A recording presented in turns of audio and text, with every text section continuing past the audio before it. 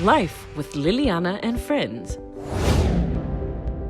Good evening and welcome to Life with Liliana and Friends. We are having some great conversations around the topic greener pastures. So if you recall, we've been speaking to some of my friends and family members about their experience overseas. We've spoken to my brother who's a British Army soldier.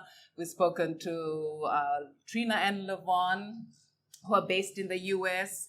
And this week, we are also in the US. And as you know, most of the Fijians that go to either the UK or the US will go as either British Army soldiers or caregivers. And I have my beautiful aunts that have agreed to come on the show this evening to talk to us about their journey, which is a little bit different from the average, life or journey of a caregiver. Hello there, ladies. Auki, I have Soweri, Soweri, or otherwise known as Auki to the family, and Christine and Fipe. Welcome to Life with Liliana and Friends, you guys. Mbula Liliana. Mbula. And thank you for joining us. You guys look so beautiful with the princess in the middle there with her chamba. So, to all our viewers, Auki, who is in the middle, is the younger looking older sister. The three of them are business partners also. They work together, and so they're in the business of caregiving. And so Auki was born and raised in Fiji, but she's been in the US for over 20 years now. And just before we go deeper into the conversation, Auki, would you mind just giving the viewers a brief background of yourself, where you went to school, where you grew up, your family, your husband's family? We'd love to hear from you. Vinaka Liliana. My name is Soweri, Suguta, Vunakece, and I'm from Kandavu. Levu Kanambuke Levu Kandavu, to be precise. And my mom hails from the beautiful islands of Lau. Loma. Loma Vanumpalavu, Lau. And I'm married to a wonderful man from Mavua, Nandrunga. His name is Sevuloni Tawake Naturundrangandranger. I grew up in Fiji, Veuto to Suva Grammar, and then to the University of the South Pacific. And I worked briefly for Fiji Airways, which was then Air Pacific. Yeah. And for about a year. Briefly for about a year before I moved to the US. And that was like in 2000. So it's been like 20 years. Man, that's a long time. So you have a really interesting story of how you went there, because you went for holiday, right?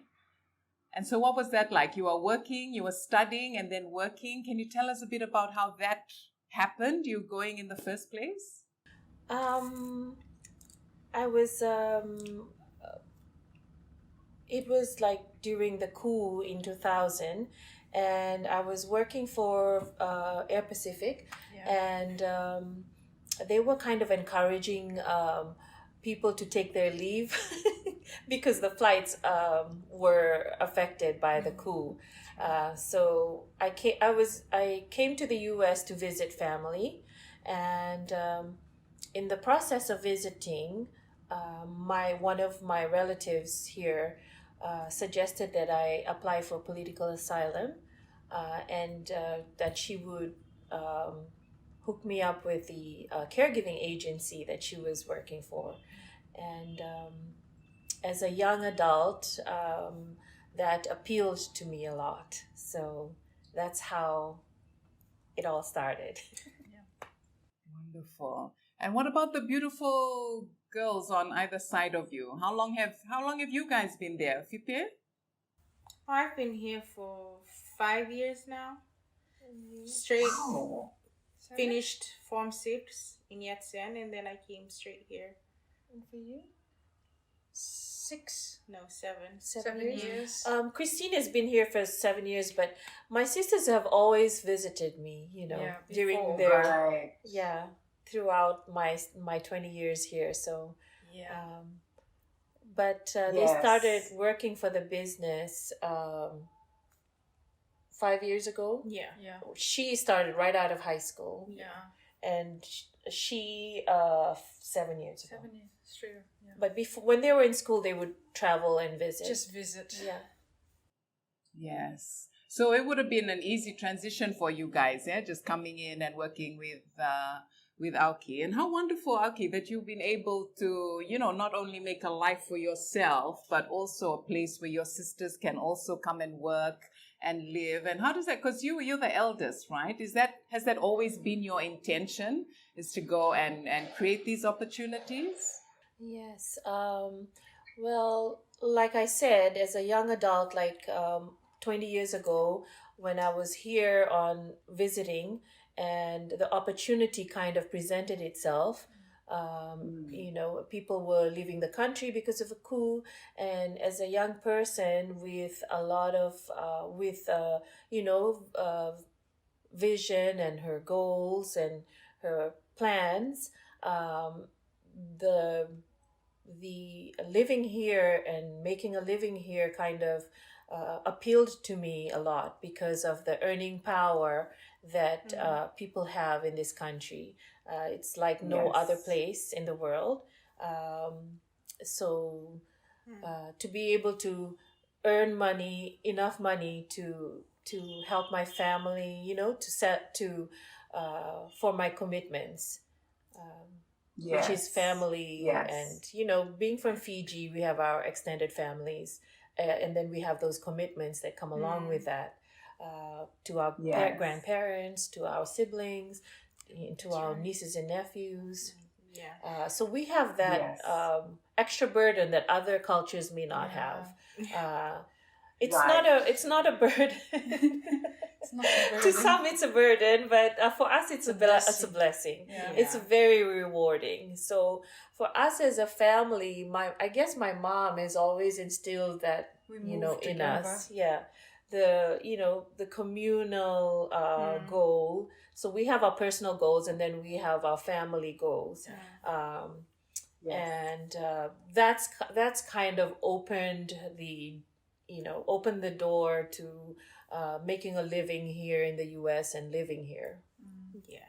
Yes. For the purpose of earning enough money to help your family and to be able to accomplish all of your goals. Yeah.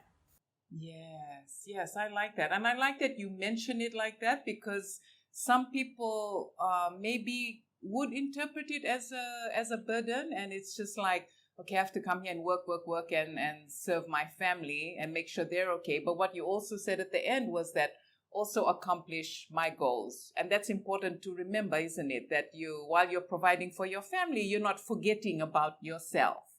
And so And one last thing before we go into a break, I also wanted to mention, because this is a consistent theme that's coming through the conversations we're having. And it's a beautiful part of our culture, I think, in just being able, knowing that we can help each other, not only our family, but, like you said, now Lemba's always talking about it. And my mom is the same as well. It's not just about you as an individual, but it's about us. And that is one of the beautiful things about our culture. And I suppose, can you see a difference in the culture that you're in at the moment? Yes, extremely different. Huge Like they would view it as a burden. So a lot of my American friends and other people who live here will attest to this. They don't understand that we would share hard-earned money with our family. To them, because the culture here is about accumulation, and whereas our Fijian culture is about communal sharing. So Share and care. exactly. So to be able to be a young adult in this modern world and trying to balance that, the culture that you're from and the culture that you live in, and trying to find a happy, medium, where you're Yes. able to thrive as an individual, but also accomplish your purpose, And we all have different Yes, purposes. Not everyone's purpose is Yes. to have to have these family goals. Not everyone is like that, but whatever your Yes. purpose is, yeah. Yeah, that's great. And you've articulated that beautifully, Aoki. Thank you. We're going to take a quick break and we'll come back into it. To our viewers, go and grab yourself a cup of tea or coffee, call that friend or message them, tell them to jump on, and let's listen to the rest of this conversation together. I'll see you shortly. Life with Liliana and Friends. Life with Liliana and Friends. Welcome back to Life with Liliana and Friends, where we're speaking with Aoki, Christine, and Fipe, my beautiful aunts I keep on saying aunts, with my aunts in the US. Well, Aoki, we had a great conversation just before the break, right? Talking about this whole idea of Fijians, when we go overseas, we have in our minds that we need to provide for our family, or we need to look after them. And the word burden slipped out. And then we quickly realized, it might feel like a burden, but it's an opportunity, it's a blessing, it's an honor for us to be able to do this. Now, you and I are around the similar age. Now, Fipe, I'd really be interested to hear what you think, because I can completely relate to Aoki. You, however, much younger, you're still in your early 20s. You're still a baby. And yet you're working as a part business owner in the company. I'd really like to understand, what are your thoughts about this? I mean, this is a time when I was in my early 20s, I was partying. I was just, around Fiji and doing what you do here in Fiji. How do you feel about this and providing and working and all that sort of thing? Honestly, I think at first it was a challenge. I came straight out of Form 6. I finished FSLC, and then I came here. Like, I came from the partying life, the friends and the fun. And then coming here, and then it's just like work. All you do is, work, and you wake up early, you go to work, and you can work for like 12 hours, 10 hours straight. And that was a huge challenge for me. And I would always tell my sister Aoki, like, social media, seeing, people my age, like, having fun, like, that's something that I had missed at that time. But then as time went by, like, working and then helping our family, and then my personal goals, like, it made me realize, like, okay, like, I don't want that lifestyle. Like, I'm actually enjoying this lifestyle, like, working, supporting, like, so, yeah. And being the youngest. Being the youngest. Yes. And I guess it helps that Aoki's been there and kind of walked through it herself, so she can see ahead. Yes? So just keeping you, I suppose that would have been useful, having Aoki keeping you on track, encouraging you. What sort of things did Aoki do aside from kick you out of bed in the morning? Big time. Like, she would always remind me, like, like, see yourself 10 years from now, 5 years from now, like, the things you'll accomplish, compared to that lifestyle. Like, she'd always remind me, like, so I really thank her for that. So you visited Aoki before, when, like she mentioned.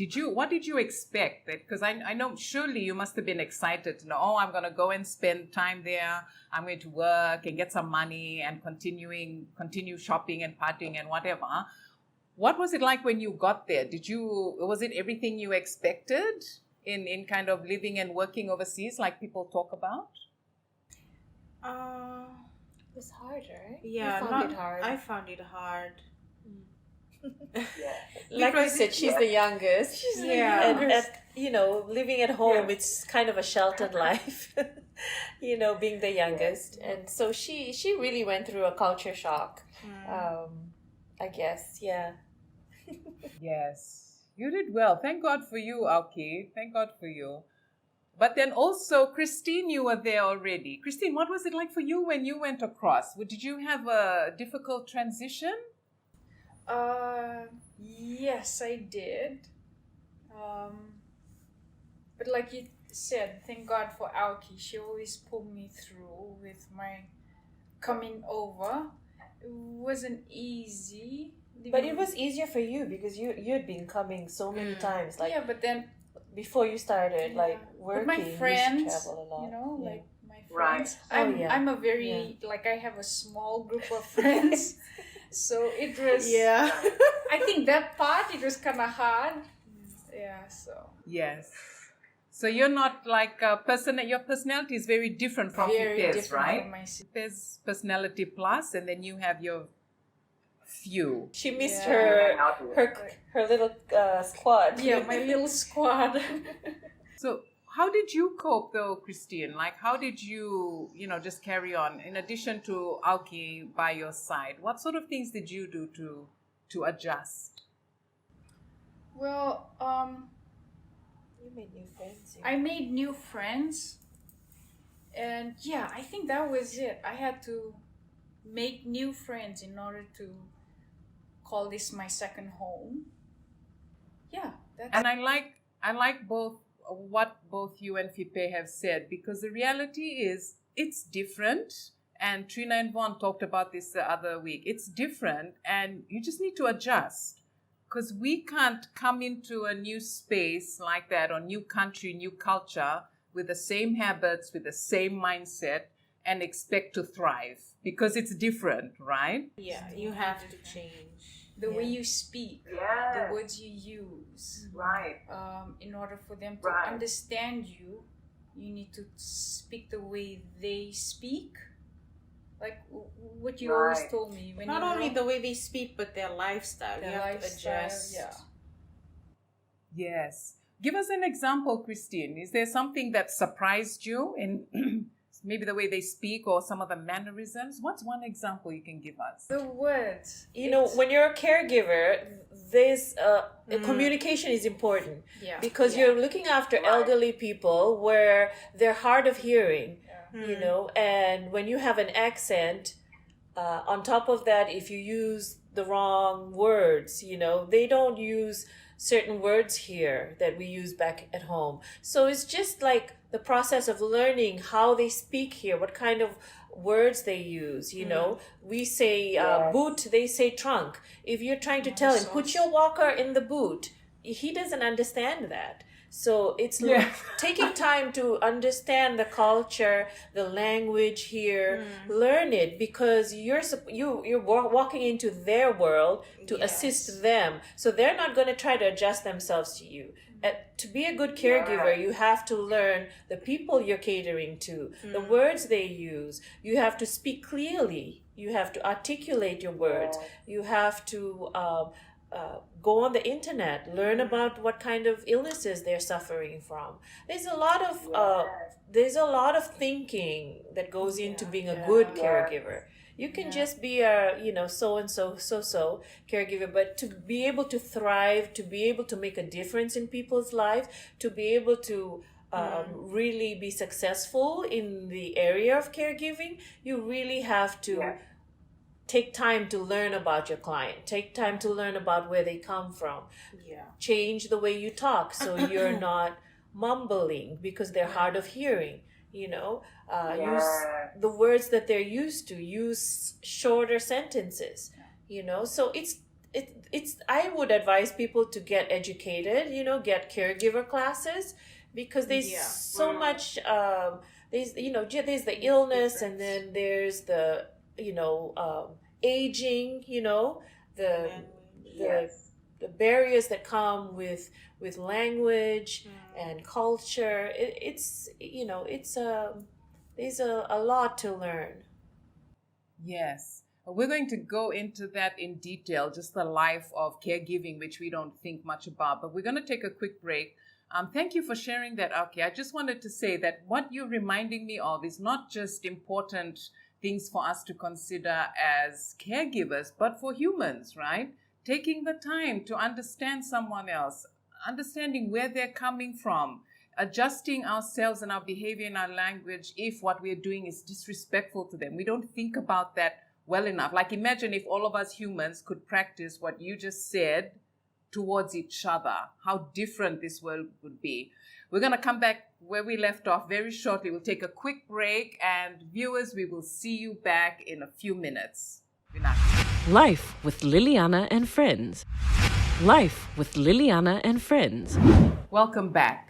So, okay, we want to hear more about the life of a caregiver now that we've kind of drifted into that space. And can you help us understand how you got into caregiving in the first place? Well, as I was talking about earlier, when I came in 2000, most of my relatives that were living here in the U.S. were doing caregiving, and you know, it's a natural transition for us from Fiji, you know, from the Pacific Islands, because we have extended families, and so we grow up with our grandparents on paternal and maternal side. So we kind of grow up and unconsciously we're caregivers, you know, we're helping our elderly. You know, for me, it was an easy transition. I couldn't, there was too many processes to go through to get credited for my degree from Fiji. And I couldn't afford to go back to school here. So I thought, caregiving, it's a lot of money, you know, and I had the hookups through my family members here. And so naturally, I started doing caregiving, did the classes that, the CNA classes, which takes about a month or two. How long does it take? A month? Yeah. And so it's an easy 1 month course, you know. So you do the classes, it helps. You know, it's important that you do the classes so you know what you're doing. So is it a requirement? Sorry to interrupt you. Is it a requirement to do the classes before you become a caregiver? It's not, because a lot of jobs that people, you know, get, a lot of private jobs that people are given through who you know. It's not through an agency. But when you go through an agency, they require that you do the CNA classes, certified nurses assistant. And there's the other course called home care aid. Those classes are like about a month. Very easy, about $300 US, right? About between $300 to $500 US. But it's really, I'd advise people to get that, because it really gives you more knowledge of taking care of elderly. Your elderly clients, and but it's not a requirement. Most people get hooked up, by people they know, their relatives, their family members, and so it's not. They're not well versed in the medical side of things and the legal side of things. You know, those elderly people have rights, and so there's a lot of things that we, coming from another country, another culture, there's a lot of things that we would benefit from to be able to do the job well. Yeah, so I can imagine too, in addition to learning some of those things that you need to know as a caregiver, being in the home of an American home is quite different from a Fijian home. You know, there some things that you don't necessarily learn. Like, I'm just thinking of etiquette. Is that a challenge when you go into these jobs? Yes, it is. It is a challenge, even for us. And we were raised in a more modern Fijian home, right? You know, but for us, it's important to just learn how to set a table. You know, how to eat, how to like you said, etiquette. You know, right. And it's important to ask questions, you know. Yeah. I've always been a person, that asks too many questions, but it really helps when going into caregiving because we have different appliances here, dishwashers and, a lot of things that we don't have back home in our homes. Most homes don't have dishwashers and such. So asking a lot of questions and just having the persons that's orientating you, whether it's the family member or it's your relative that's taking you in, it's important to just ask all the questions. No question is dumb.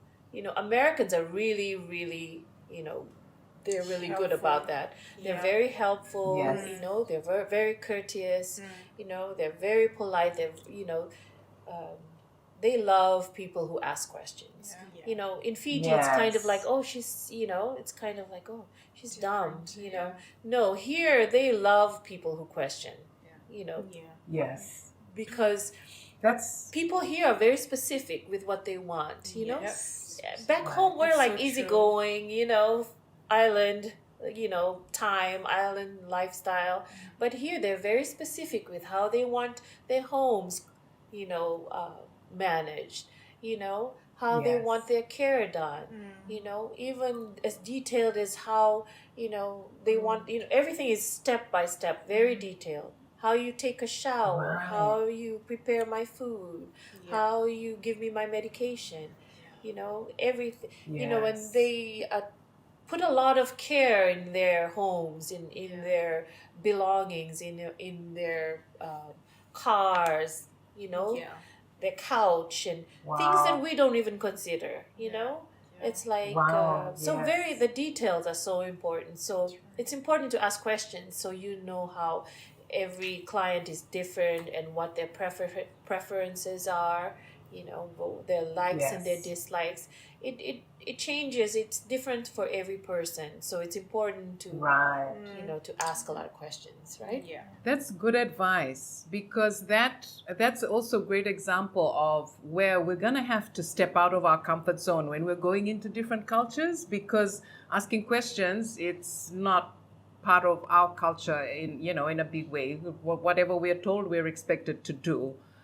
The elders tell us. But if we have to thrive and do that well, we need to ask questions, right? And so, man, I've never thought of caregiving in that sense, to have to understand all of these different things and just thinking through the culture, because when we're talking to the British Army, if you think about the British Army story, for example, they go to work and then they come back and they're in their home. But for caregivers, a lot of the time you're living in the home, aren't you? With the family. And so you have to it's not like you can go back at the end of the day and you're going back into the Fijian setting. It's like you're living and breathing the whole culture, in every way. So that's quite different. Yeah, it's a lot of Yes. changes. It is. It's renewing yourself, your mind. Yeah, Yes. that's challenging. Yeah, it is. But thank you for opening our eyes to that, Auki. And I hope that those who are listening, those that are intending to go to America or those that are already there and thinking of going into caregiving will seriously consider, like you said, making sure that they've done the proper training, or at least the basic training. Because I also think too that we represent not only ourselves and our families, but we represent Fijians. And so whenever we are going into these spaces, we want to be known as the best caregivers, right? The best British Army soldiers, and the best, because that's how we are. So we're representing a people, essentially. Unfortunately, I need to cut our conversation short. I thought we had a lot more time because I'm really enjoying listening to you guys. But we have part 2 coming up, and we are going to pick up where we left off and hear more about this journey from you 3. But thank you for making time this evening, Auki and Christine and Fipe, and we will continue our conversation so that the viewers can learn more about this. Thank you for this evening. Thank you, Liliana. Thank you, Liliana. Naka. Naka. And thank you, viewers. Please do not miss next week, 8 p.m., exclusively on my TV. Tell your friends, get them to watch this part, and we will continue this conversation next week. Naka. Life with Liliana and Friends.